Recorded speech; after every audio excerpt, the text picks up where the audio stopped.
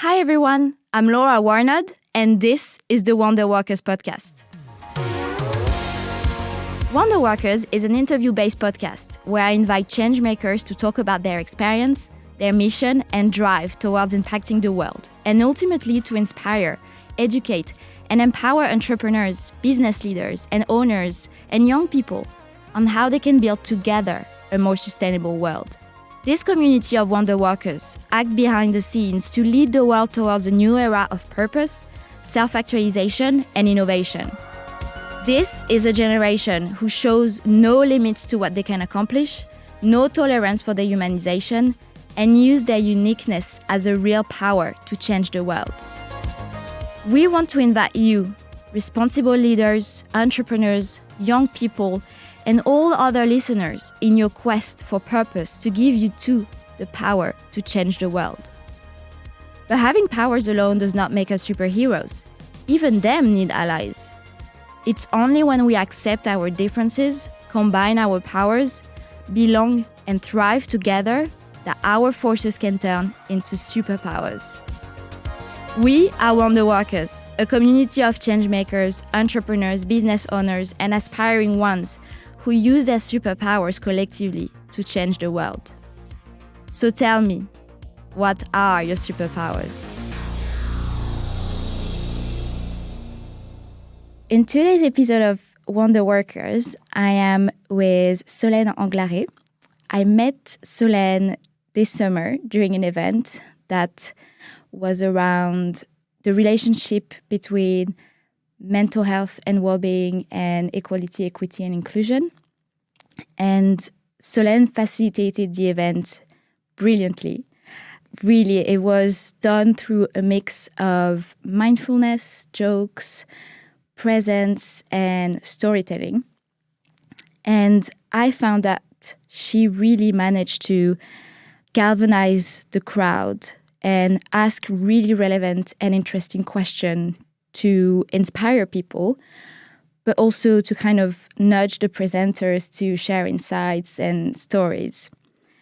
I had the chance to talk to her before the recording, and really I cannot express how impressed I am by her life and professional journey, which seems to be driven by passion and mission to live a life beyond borders. Driven by the power of storytelling and having meaningful conversations about diversity, inclusion, belonging, and mental health, she really invites us into her world that's a world where she finds innovative way to impact our human experience. Solène is the founder of BeBeyondBorders, and she's on a mission to break down borders and bring the world closer together through the power of storytelling. As a neuroatypical individual herself, she is a vocal mental health and disability advocate. Solène has also a full-time job at InnovateUK, the government agency for innovation, as a program manager for Disabled Innovators. Previously, Solène has worked at large corporations around the world, such as Veolia, Thomas Cook, and Expedia Group. She's also the author of 4 books around identity and belonging and the host of a talk show, The Inclusion Conversation. She has lived in 6 countries and traveled to almost 60. I mean, such an inspiring experience, and I cannot wait to talk to her, and I'm sure you love her story. So yeah, let's jump in. Hi, Solène. Thank you so much for being here. Hi, thanks for having me. I'm so excited. I have to say, it's I feel like I'm blushing just listening to what you've said just now. Thank you so much. Well, it's all true, really, and I'm always trying to get to know my guests before I have them on any episodes, really. And the time that we spent talking together, I was so captivated by your story, and I think you have so much more to tell, so I can't wait to get into it. But first, let's start and talk a little bit more about you and who you are. And yeah, I'm just curious to know more about your story right from the beginning, or wherever you want to start, really. Wow. How long do you have? Actually, it's a very big question, the question of who are you? And that whole topic of identity has been, I feel, very much part of my journey, and I'm sure we'll cover that at some point. So if there's anyone else on this podcast listening and thinking, wow, I wouldn't even know where to start, well, I'm with you on that. So I suppose beginning, I was born in Paris, in France, and I was raised in Louviers, a small town in Normandy, from the age of like 2.5 to like 17. And I had these big dreams of traveling the world, and I was always fascinated by like different cultures and different countries. I was also really hyperactive as a kid, so I loved drawing and dancing and just really like experiencing life to the fullest. I had a bit of a tough time. That's actually an understatement. I had a really tough time at school. It started when I was about 7, 8. I started being bullied because I was overweight. And so that was really, really tough to feel that exclusion from my peers and really spending a lot of time alone. What it did give me is the opportunity to write a lot. I used to write a lot of poetry to kind of try and make sense of what was going on with me. And I suppose when I look back, I think that's when I started knowing that I was different. Something that I tried to mask and park and hide away for a long time until about now, where I'm like reconnecting with a lot of these things. So yeah, it's been a bit of a journey since. I suppose if you like do the short version, when I was 17, I went to uni. I studied in Bordeaux in the south of France. I did a master's degree in political science and international relations. During my studies, I spent a year in Norway where I lived and worked and studied, learned Norwegian as well. Then I spent 4 months in the US for an internship. And then I moved to the UK for the first time when I graduated, just after I graduated. I lived in the UK the first time for 4.5 years and started at Veolia for 2 years, then Thomas Cook. And then Thomas Cook sent me to China to open their office in Shanghai. I was there for 2 years, and then I quit everything to be with my now husband because we had done long distance for 2 years, and that's a long time. If anyone is in the long distance relationship, it's a long time. Yeah. And then moved to Australia for 3.5 years, did my own business, worked for Expedia, and then COVID kind of derailed all of that. And I came back to the UK in December 2020, started working in innovation and obviously continuing also my own story. And you've said it really well, probably better than I'm going to say it now. But for me, everything that I've ever done has always been about A, serving and helping others, B, breaking down barriers and borders. I think we spend too much time spotting the difference rather than focusing on both the beauty of those differences, but also of our similarities. And then really finally, like the, I suppose, commitment to justice and equity. And that's what I want to do, and that's what I do in my day job. That's what I do in my other projects. That's what I do in every conversation. Sometimes I'm like, it sounds so big. But in the end, if you boil it down to one thing, which you also referred to, is like, can I leave this person or anyone who's listening feeling just a little bit more hopeful, a little bit happier, a little bit more inspired, And I'm like, that's what I want to do. Yeah, no, I mean, there's so much stuff to talk about here, but I definitely agree. And I think, there's so much things that we need to learn to navigate when it comes to diversity, inclusion, equity, belonging, mental health. I think, we've made so much progress in terms of opening the conversation around those topics. And we'll come to that in a bit. But I guess what I would like to start talking about is you've done a TED Talk back in 2018 in Melbourne. And I mean, if you watch the TED Talk, it lasts literally 3 minutes or something. And in the first second, literally you start being captivated by Solène because you have such some kind of presence that makes it, we're attracted by what you're going to say and what you want to say and so on. And at some point, you said something that really hit me. And I was like, oh, I need to talk to Solène about this. You said, looking for a home, I found several homes. I found home in the world. I found home in my loved ones.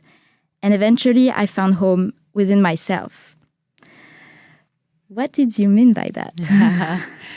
Ooh, straight into it. And it's quite funny that you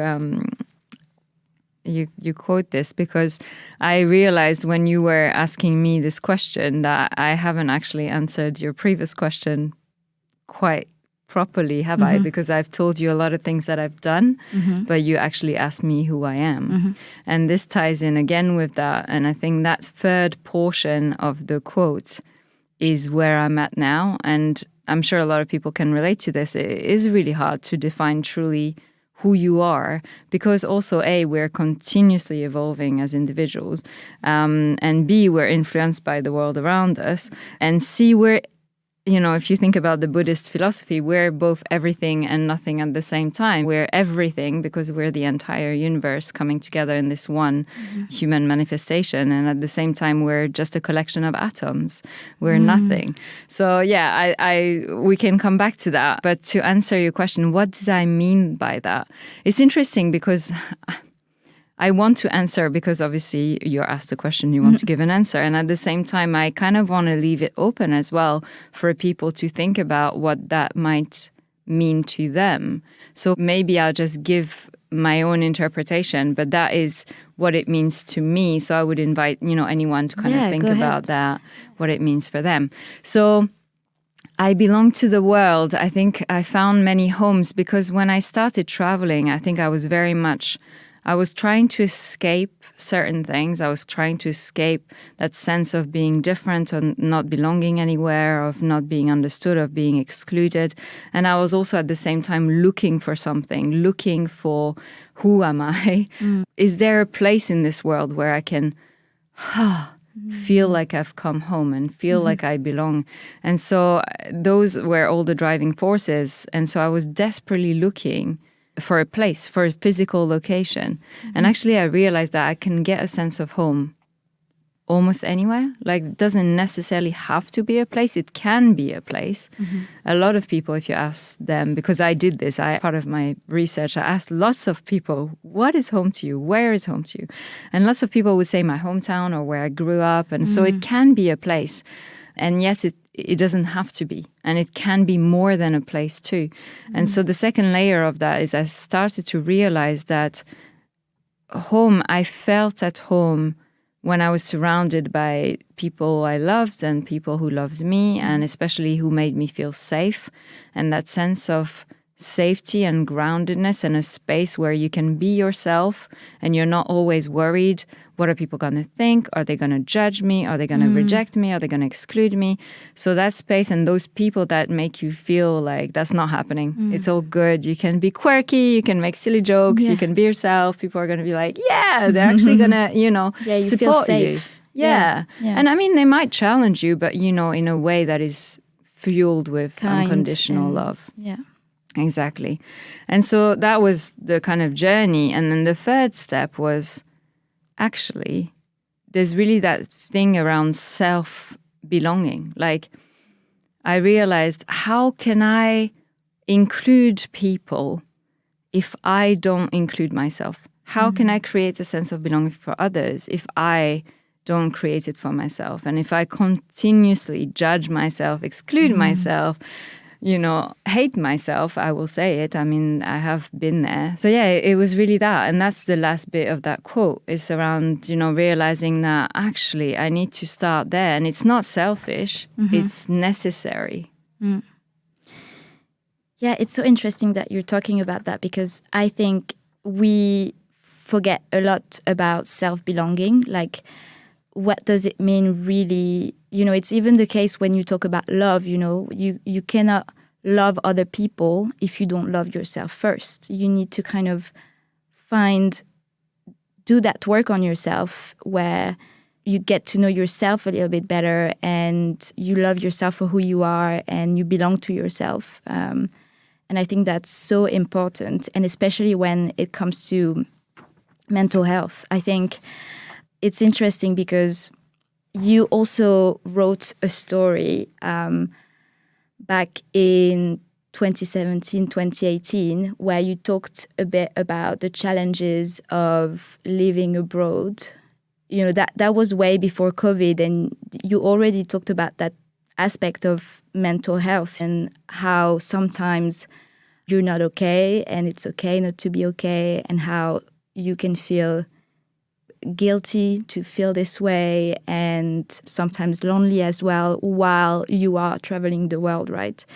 And I think that so many people can relate to that because, for example, I had experiences as well where people just try to diminish my experience or invalidate my feelings because to them, from their perspective, I had the dream, or like the famous move on, there's people that have it worse than you. And I think that first, that doesn't help. And second, that makes it even worse because then you start shaming yourself for having those feelings and you don't give permission to yourself to feel whatever you're feeling, and you close yourself up to the world. And I think that even if we've made so much progress about opening the conversation on mental health and what it means to belong and inclusion and equity and diversity and so on, I think that was still kind of quick to judge other people's experiences and feeling. And so I guess my question is, what was your journey with that? And how did you come to terms with with being okay with not being okay and accepting your situation and almost not caring about what other people might think? Wow, that's a big one. That's a very big one. There are so many elements in there, and I hope that I can do it justice. And please follow up with any other questions if I've missed some elements of this. The first thing I want to kind of refer back to is the element of self-love that you mentioned early on in the question. That's something that I've always found extremely difficult, like to be told that you can't really love others if you don't love yourself, because I have been someone that has not loved myself, and to the extreme, you know, in some times of my life really truly hated myself. And yet I feel like I have given so much love to other people. And so I think what helped me personally was to kind of reframe it and think more like, it's very difficult to love others in the way that they want to be and they need to be loved when you don't love yourself, meaning that you can still love them, but because you're not satisfying your own craving for validation that you mentioned, you know, and need for compassion, you might be loving them in the way that you need to be loved rather than in the way that they need or want to be loved. And I think that's a very interesting nuance, which has personally really helped me to think, okay, actually, no, like I have and I do love others. I just, if I draw a little bit more the attention on how I nurture myself, then I might love them in an even deeper, more meaningful way for them. So yeah, just so interesting. So it's almost about how do I love others? Like, how do I make sure that I love others in the way that they want to be loved? Yeah, it's like, do I love and show my love to others because I want them to love me back? Or truly and sincerely because I love them, full stop, no matter kind of. And I was going to say no matter what, and then I'm going to correct myself because I don't want anyone to take this and be like, oh, she's told us to love people who are not respecting us and honoring us. I very much, you know, want to say that it goes both ways as well. We need to make sure that we are safe and that people also love us back in the way that we want, need, appreciate to be loved. There's the whole piece around the different languages of love as well. That's really interesting. And, you know, that's something to dive into as well.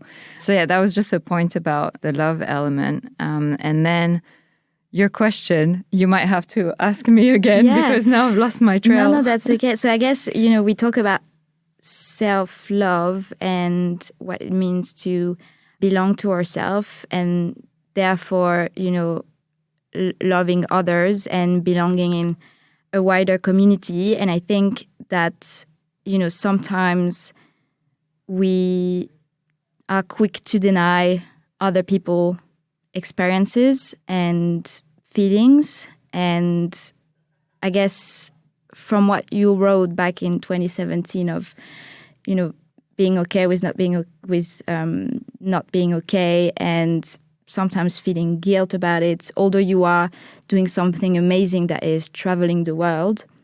What was your journey with coming to terms with that, I guess, and with what other people might think, and just being okay with that because you're okay with what you're doing and you know how you're feeling and you don't care about? I mean, I care very much. I'm gonna say that. I think anyone who would really say they don't care at all about what other people think, I wouldn't be worried about that, in the sense that, how do you keep progressing and growing as a person if you truly don't care about what other people have to say? I think the question is more about what do you take in and what do you say, actually this, is not necessarily useful feedback, but we can circle back on that.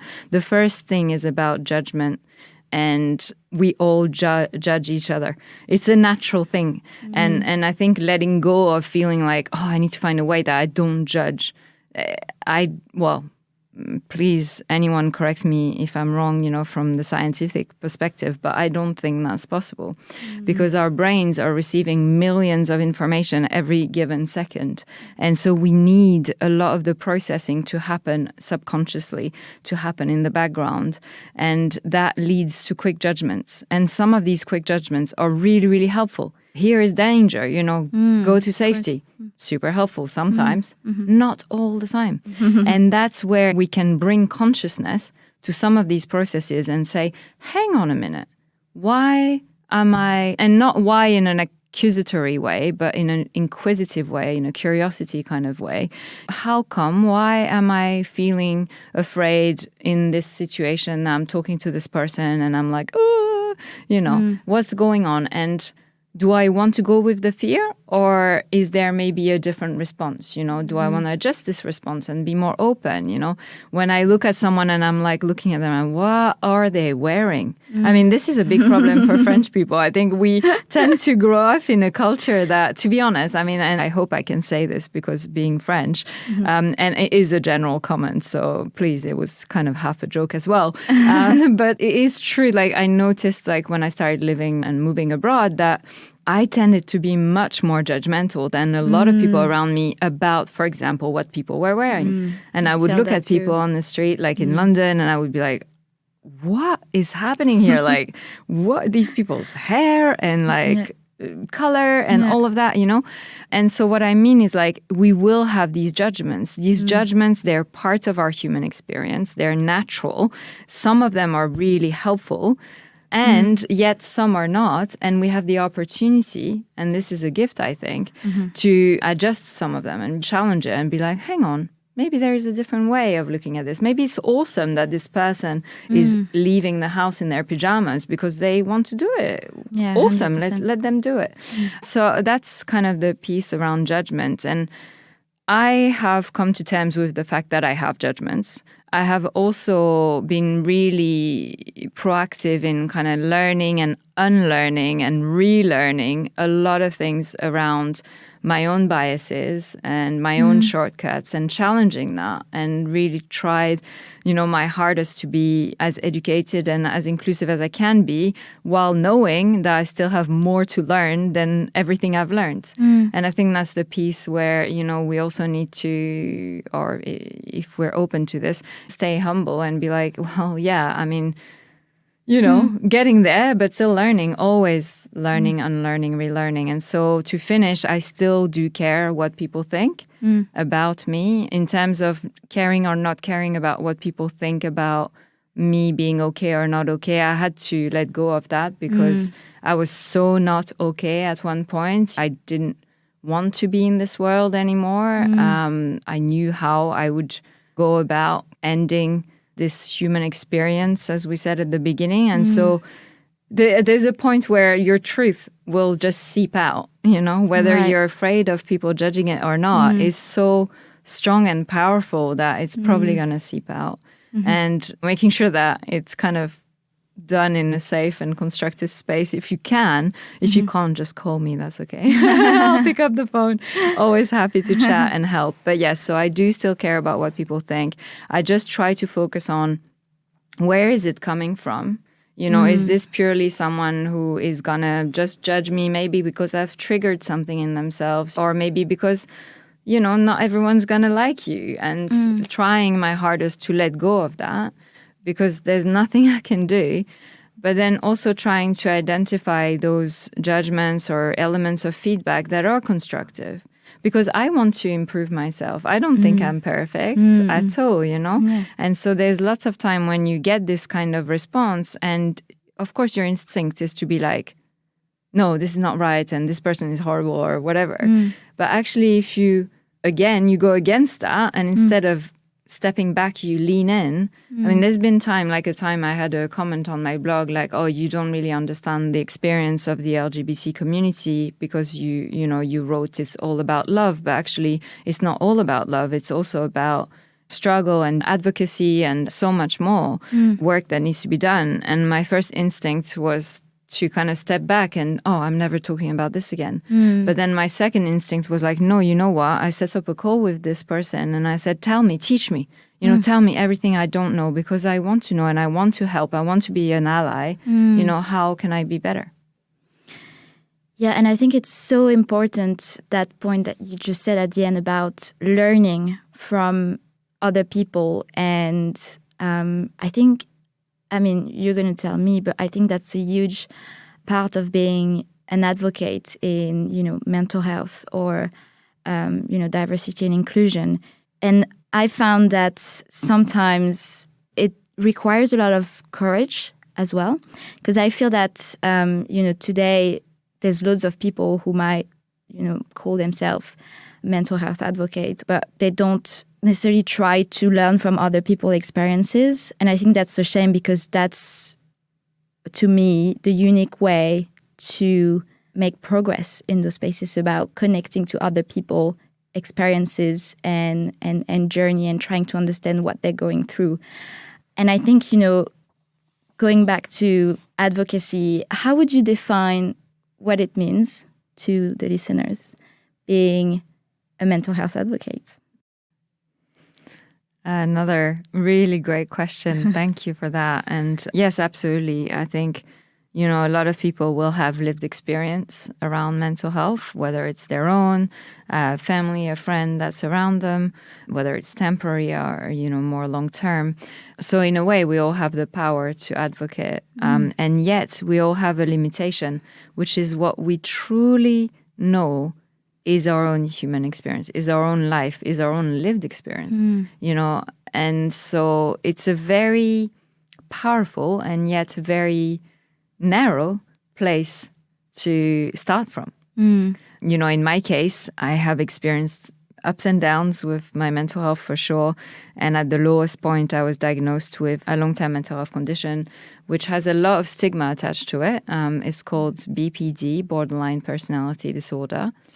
And that was like such a relief at the beginning, like, whoa, there is a name for this. And you look back and you see, so many things through that kind of new pair of eyes. It's like new lenses, and you're like, oh yeah, that happened, that makes sense, and that other thing makes total sense, and you kind of piece things back together. And the second thing that you find is also a community. You find other people that have similar experiences. And then the third thing that you find is that, there are ways to help yourself, and there are ways to learn about, your condition or diagnosis, whatever word you prefer, and really to empower yourself to, I suppose, do something about it, go from surviving to hopefully living and thriving. And so for me and many people, I think it starts from that personal lived experience where you're like, okay, I have something I want to share, and also I have something that I want to advocate for, because what I want to advocate for is that we end the stigma around borderline. We stop saying that people with BPD cannot recover. That's not true. We stop saying that people with BPD are psychos, manipulative. I mean, if anything, we're probably the worst at manipulation, because everyone sees that we're trying to manipulate. So obviously, and in terms of psycho, as well, like the only harm that personally I've done deliberately is towards myself. And so I think there's a lot of stigma. And so I suppose for me, it's very much kind of entering that space was very much driven by lived personal experience. But then at some point you realize that's not enough. And like you say, the community and the humanity is so beautiful and so diverse. And so I really wanted to go beyond what I was experiencing. And I personally love reading and listening to books. So I just delved into, what is anxiety like? What is depression like? What is an eating disorder? What is schizophrenia? Like just absorbing so much content out there because there is loads. And then once I felt I had some understanding through my own education, then connecting with communities, connecting with people and just asking questions. And that's why I started the inclusion conversation. A, because I wanted to bring people together. B, because I wanted to give a voice for people who feel they don't have one because they're not represented in mainstream media, in fashion, in, you name it, in industry, in innovation, etc. And also C, because there's always, a little selfish element. I wanted to learn. I wanted to learn from my guests as well. And I was hoping also they would feel like, they learned from each other and from, the different topics, etc. And so absolutely, I think lived experience can be a great place to start from, your advocacy. But I think if you want to truly impact and change the world and bring justice where there is injustice, I think it's important to connect with community. And even BPD, I have the diagnosis. But to get diagnosed with BPD, there are 9 criteria and you need to meet 5. That means that there are 236, I think is the total, of different possibilities of combinations. And so you can imagine that diversity. And then on top of that, people have been brought up in different cultures, different contexts. So I am currently doing this other talk show that I'm contributing to called the BPD Bunch. And we show exactly that. We show that even within one diagnosis, you have so much diversity. And that's the thing. And you might never truly understand, like I might never truly understand what it's like to have a physical disability. I might never truly understand what it's like to, have cancer, for example. You never know, but I might never. But what I can do is I can ask with curiosity, I can listen, I can learn, I can empathize, and I can accept and respect.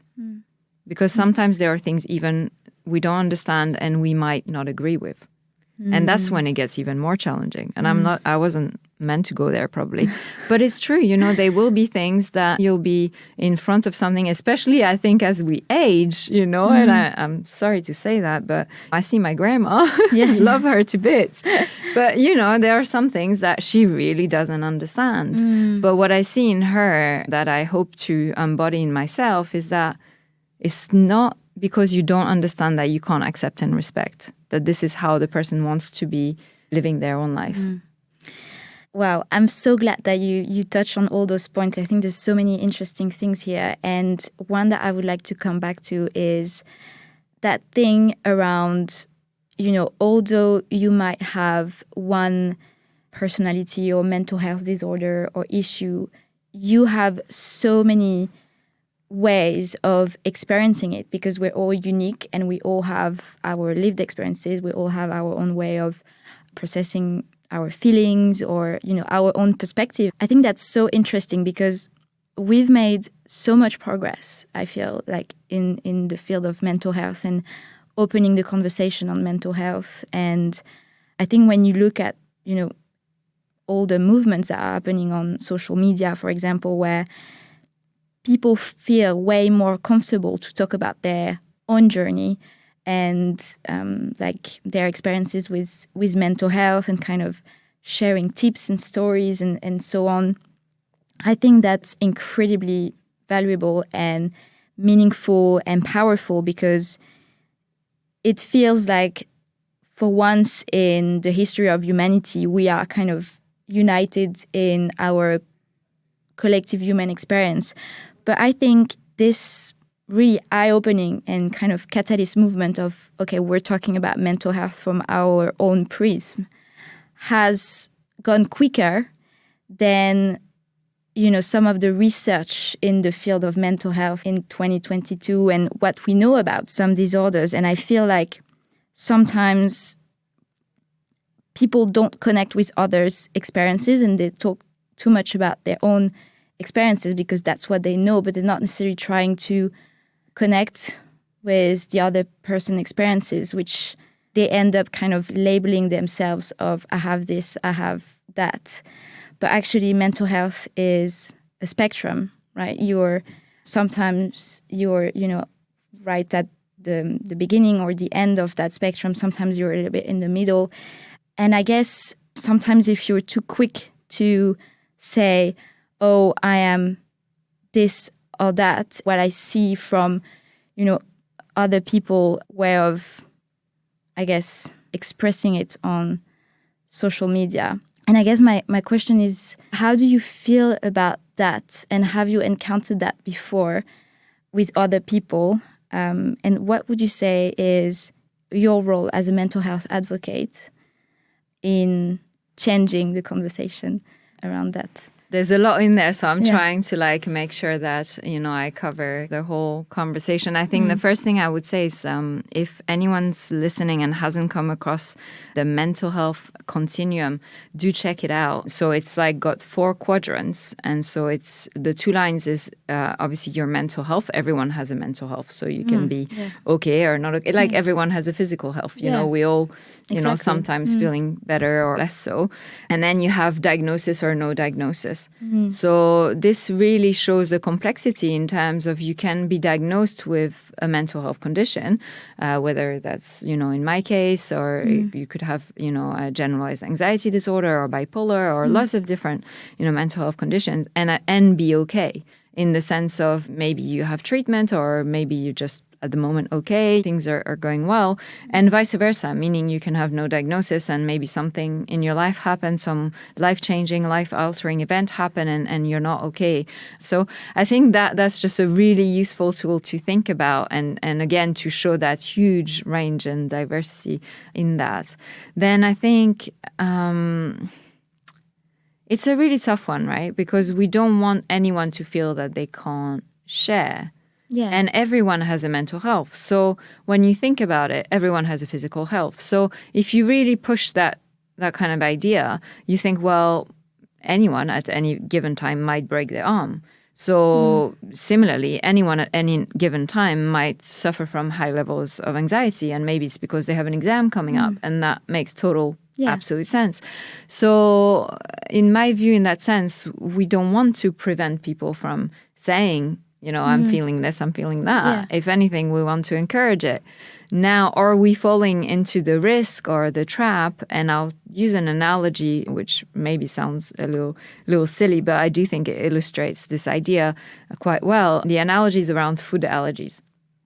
So I'm allergic to dairy and intolerant to eggs. And it's not fun. Believe me, if I could eat all the cheese, I'm French, please. If I could eat all the cheese and have all the milk chocolate in the world, I would. But I am really allergic and I get a rash and it's not life-threatening, thank goodness. But I even check, every label because I'm oh no, traces I can't have, etc. Now, obviously, at the moment, it's quite fashionable to be I don't eat gluten or I don't eat dairy or I'm doing this diet XYZ. And that makes it really hard because when you have a food allergy and you're going to a restaurant and you're I'm allergic to dairy and they're oh, but this dish is okay. We just put a little bit of butter in it. And you're no, it's not okay. But because they have the experience of so many times having guests that are a little bit of butter is fine. I just don't eat dairy at the moment kind of thing. So it dilutes that. But at the same time, because everyone is kind of oh, I don't like this, like that, whatever, that helps to normalize it. So it's in a similar way with the mental health conversation, it's great that everyone's talking about their own experiences. And at the same time, there is a risk that we might make some people feel their experience isn't valid. So I think in the end, it all comes back for me to not whether we have the conversation or not, but how we have the conversation and creating those safe spaces and validating people and not judging. If someone feels depressed and they want to use that word because that's the word that represents their experience, invite the conversation, listen, ask inquisitive questions, find ways that maybe you can help, but maybe just listening will help. It doesn't really matter if they use one word or another. Now, of course, if someone comes with, I have this diagnosis, take it seriously. Of course. It's definitely not fun. Like I don't enjoy saying, I can't eat all the cheese. Yeah. I also don't have fun saying, I have borderline personality disorder. And at the same time, I've learned to accept it.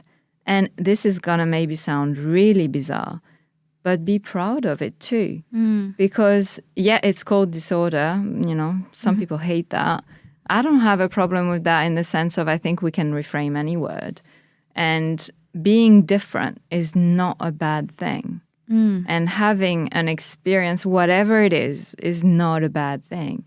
Let's be slower to judge and quicker to include, I think.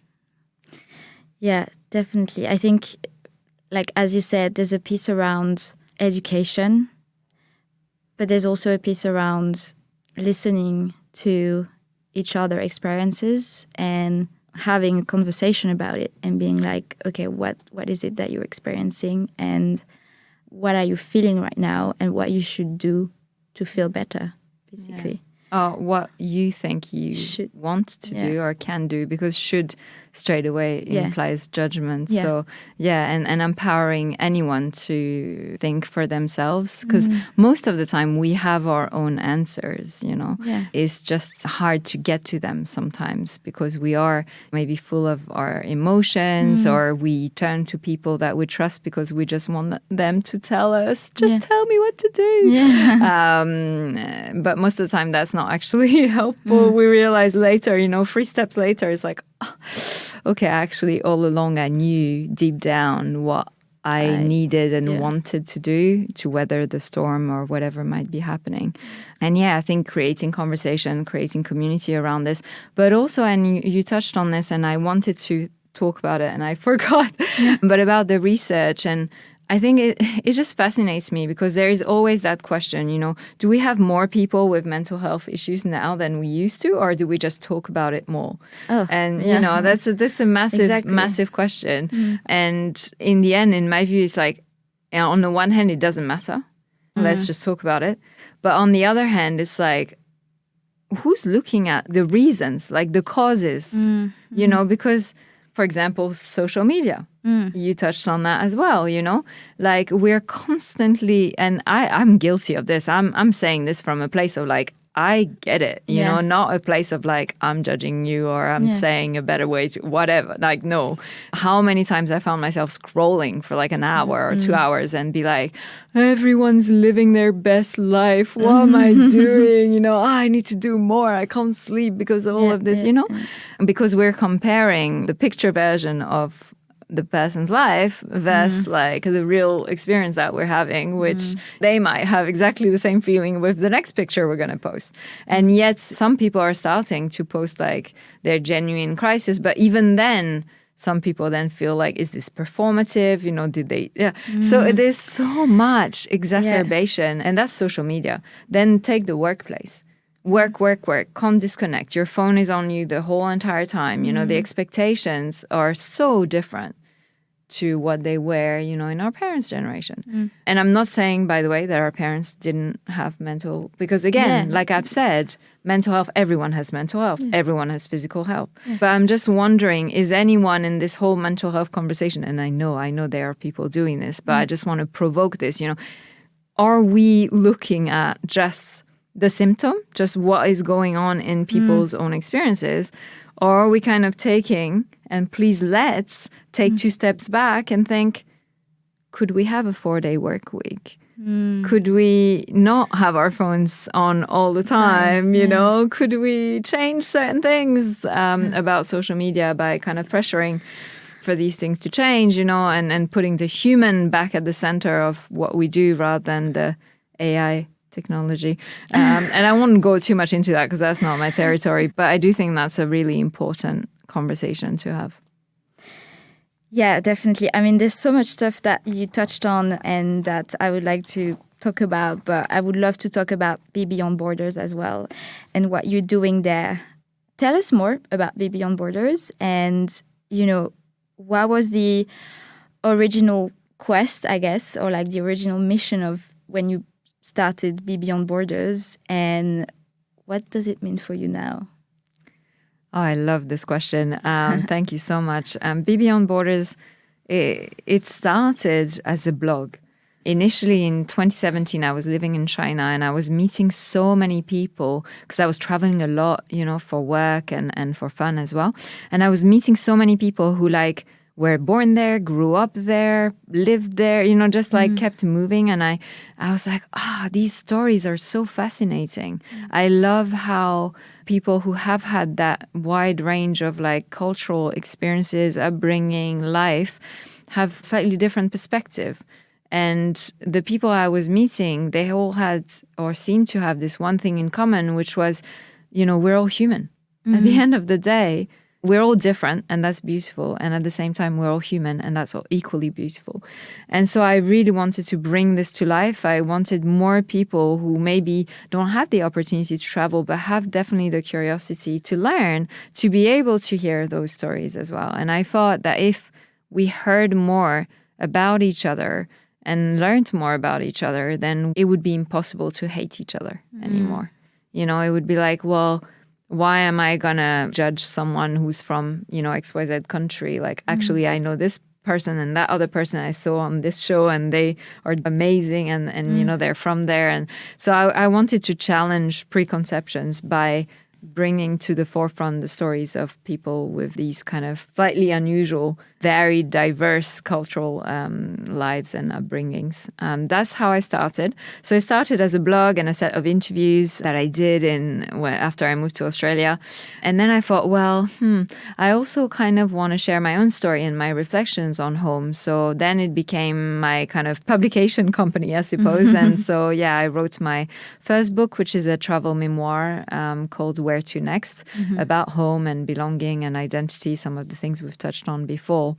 And then I wrote Where Are You From?, which is a children's story, because again, I wanted to bring this message to kids to, really say we are from the world. What if we stepped back and we looked at, and I know this sounds idealistic, but at the same time, don't we need more of idealism?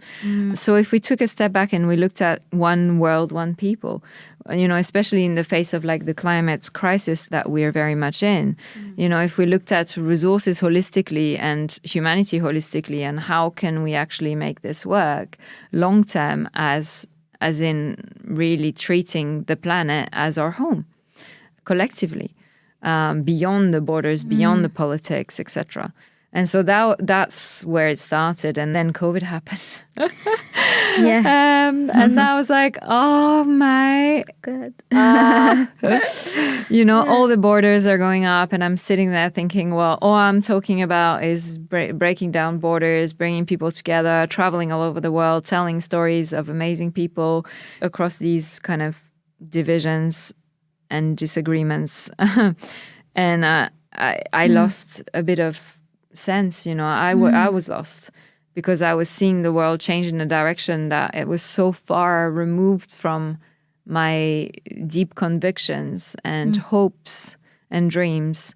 And so it took me a while. It took me a good year of kind of not really knowing what it was going to become, until I realized that, yes, there are physical borders, still very much so, and I still want to work on that. There are also borders of the mind. And like we've touched on before, judgments, lack of acceptance, exclusion.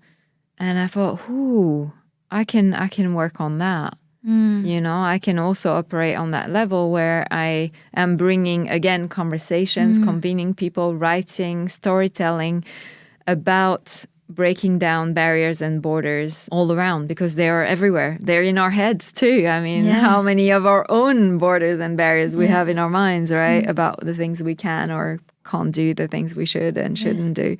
That's where it kind of evolved. And that's when I started the inclusion conversation every month, bringing people together on a different topic around diversity and inclusion, and starting to have conversations where a lot of people don't have conversations. So I like to talk about things that people say you shouldn't talk about. I actually love when someone says, well, I don't think you should do an episode on suicide. I don't think it's a good idea.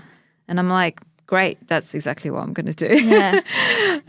Yeah, I can definitely relate to that because I had this experience before in the workplace where I was trying to bring real conversations around white supremacy and what it means, and just opening the conversation on the topic and like inviting people to share their own experiences with racism, basically. And I started doing that, and I think that at the end, people ended up being so uncomfortable about the topic that they were like, maybe it's a bit too soon to start talking about that. And well, I have my own opinion about it as well, but I can definitely understand what you're saying. And what I'm really interested about too is that you use storytelling really as central point of having those conversations. It's not just about having a conversation. It's also about building, like having a story around it and really like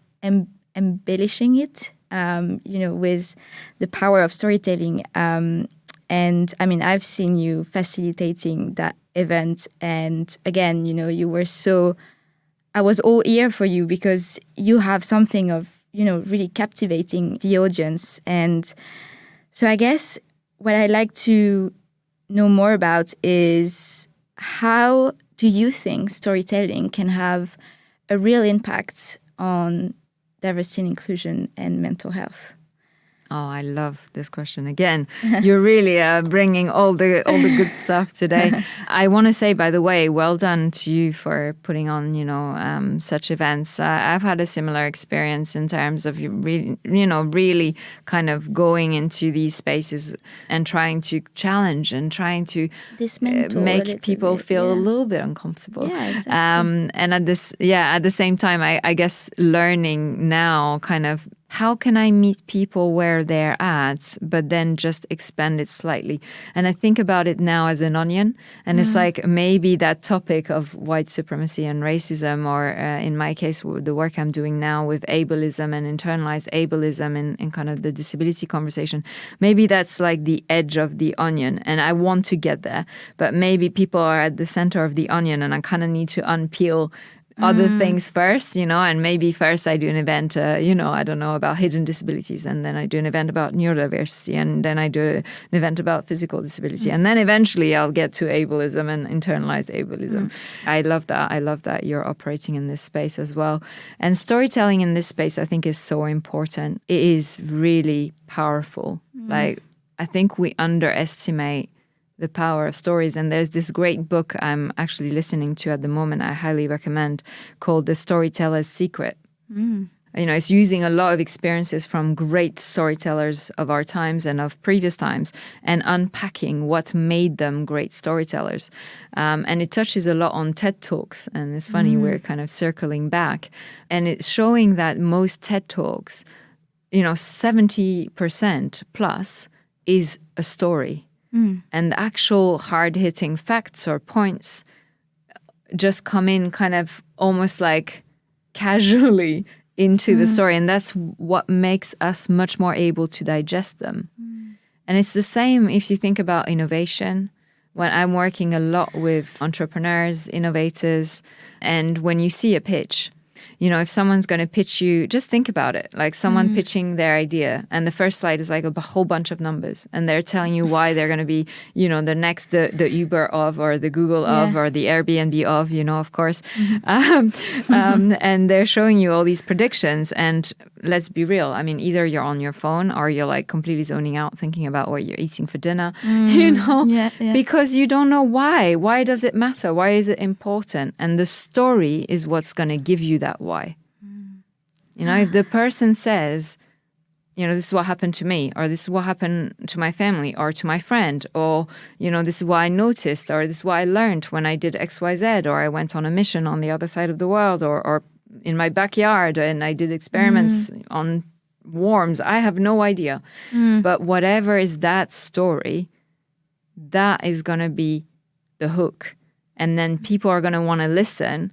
And they're going to integrate those facts and those numbers and be like, oh, wow, this is also an amazing business idea.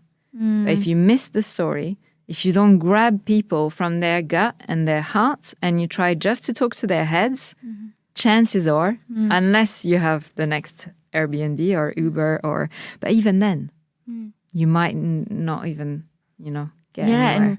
And when you see like even people like Steve Jobs, for example, like the way they were, they were brilliant minds with like brilliant ideas. And the fact is that he has built a technological empire, but he was such a good storyteller as well. He had like a gift of like being able to bring his ideas to the world. And I'm so glad that you touched on innovation, because I just want to say, sorry, I'm going to interrupt. I just want to say he had a gift, but also he recognized the power of storytelling, and he very much spoke about that, and he wanted to always do better in that field, and how he could say, tell a story and sell a new product within 4 sentences. And that was really, important to him. And he's a great example of storytelling in that space.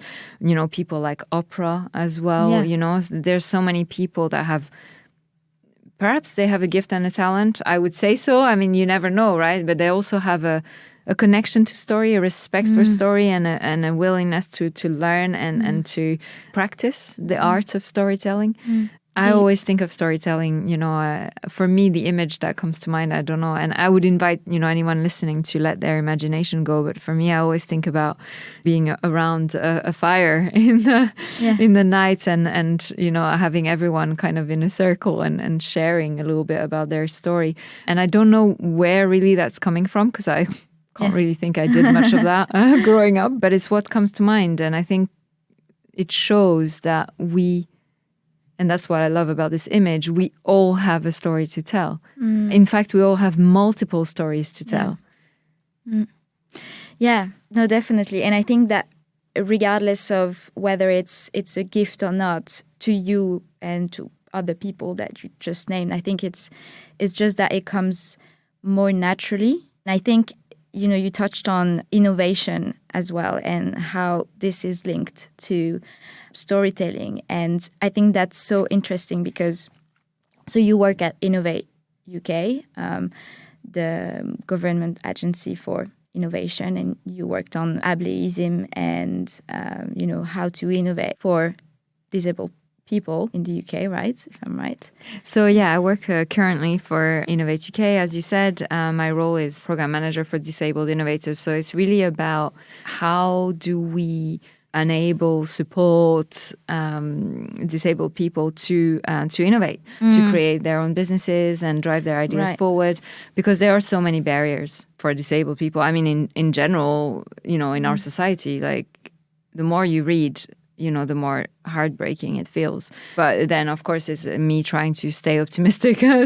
So many barriers mean also so many opportunities to make innovation more accessible and more inclusive, because we know for a fact that disabled people have tons of ideas. Disability does give you a different perspective, B, usually a lot of problem-solving abilities, because you've had to do that just to survive, just, to interact with a society that's not built for you, and see, a lot of resilience as well, which is really important in the world of entrepreneurship. So I am obviously, I'm part of the community with my own lived experience. But again, like we said before, it's only one aspect. And so I'm learning so much, and I feel really grateful, and at the same time I feel like an absolute imposter, and at the same time I feel so empowered, all of the feels at the same time that make me want to drive this work forward. And before this, I was actually looking after a program called the Young Innovators program. So it was helping young people to get funding and support, to just go from an idea to really grow and develop a business. So and I've loved that. And if, any young innovators are listening, definitely want to thank the community, because, what a privilege to work with young people and to just think that I can help, even if it's just a little bit, to break down barriers and to get people to their dream. That's, it's, for me personally, it's so much more rewarding to know that I can help someone succeed than anything that I could do myself. It's so inspiring. And I think that what you're talking about now is also the future in a way, because I mean, I'm doing workplace and social innovation, so it's working, closely with companies to find way to innovate in the workplace and create engagement that's going to help with social innovation. And I think I have a background in transformation, and I found now that, once I reflected back on my experience, and I was like, transformation is such a heavy, long-term, sometimes waterfall approach to changing the workplace and employee engagement and culture and diversity and inclusion and mental health. And I think that the intention is here, we want to change things, but transformation is very long-term. And I think that's something that we've learned is that first, we can't really predict the future. We can dream about it or envision it, but we can't really predict it. Hello, COVID. Exactly. And second, I think that we need actions now. And I think organizations, we like innovators and entrepreneurs and, small business owners need to have more flexibility and agility, but also being proactive about changing mindsets in the workplace. And so I guess my question is that because you work in the innovation space to help disabled people to innovate and kind of encourage them to find solutions, how do you see innovation and diversity and inclusion or mental health coming together? And what do you think big organizations that are now kind of struggling to get their head around it should do to actually innovate on those topics and be more flexible and agile and find solutions? Wow. Well, I'm not going to tell you everything that they should do because they should pay me for that. No, I'm just kidding. I'm just kidding. I really like what you said about transformation. That's really got me thinking, because I also started when I worked for Thomas Cook back in the day. It's like 2013, I think. I was working in the transformation office. And yeah, it's very interesting what you say about the word, because I never really thought about this until now. But transformation is almost like implying that you're completely changing. Whereas I think, well, is that even possible? Yeah. And also, do you want to truly, totally transform, or are you trying to change certain things? So I like the model of like stop, start, continue, and really to bring in, the teams together, whether like for me, I work with innovators, whether you're working in a corporation with, teams or leaders, whoever it might be, co-creating the solution, like really coming together and going like, okay, what do we want to continue to do and to be? What do we want to start doing or being, and what do we want to stop because it's no longer serving us? And you can do that at an individual level, at a team level, at an organization level. And I think it's such a simple exercise, but it's so powerful because we rarely want to completely transform everything. In terms of like the relationship between innovation, inclusion, diversity, and disability and mental health, I mean, for me, it's like almost asking me, where is my nose?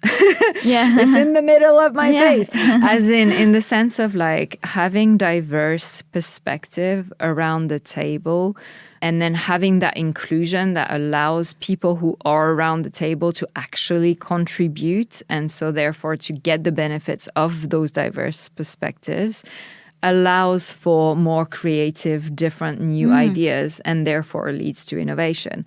So I think the relationship is really clear. I think the struggle is sometimes we have diversity, but we don't have inclusion. So we're like lots of different people around the table, but everyone is trying to wear a mask and fit in to be accepted. And that's especially, if we want to take mental health into now that equation, or disability, we know that the majority of people who experience these things mask. I mask all the time, even though I'm in this environment, even though it should be okay to be myself. And yet I'm still scared because there still is stigma, because I'm still not sure this group of colleagues, that group, where is it truly safe? And it takes time also to create this kind of safe environment. So focusing a lot on creating that safe environment if you have diversity. So fostering inclusion through psychological safety and trust, really important. And there's lots of things that you can do. Yeah. Talk to me. Happy to help. And then the other thing is the flip side. Sometimes we have inclusion. Everyone's feeling great and they can be themselves. And then we're realizing, but we're all so similar. That's why it's so easy. Yeah. Because diversity and inclusion is not easy. It's not easy to be challenged. It's not easy to feel like you're giving all these ideas and there's so many pushbacks. There's so many reasons why it's not inclusive. And you're like, no, but we're trying. Right? So really acknowledging and being very open about that. And I know that even in diversity and inclusion, and I'm going to stop talking because I'm talking too much. I'm very passionate about this topic, but even in the field of diversity and inclusion, most of the work, specifically in the UK, is driven by white women. I'm a white woman. Yeah. If you're listening, you might not be seeing me. So I'm technically part, in that sense, of the privileged majority within my field. And you just go, penny drop moment. Yeah. Do we have enough diversity in diversity and inclusion to drive this agenda, right? So really being very open and conscious of who's in the room. What are the dynamics? Is everyone able to contribute? That is when we can truly get that power from the diversity of perspectives. Mental health disability is one of these elements. There are so many elements to making sure that the diversity is there. And also not making assumptions. Being very, very careful about assumptions.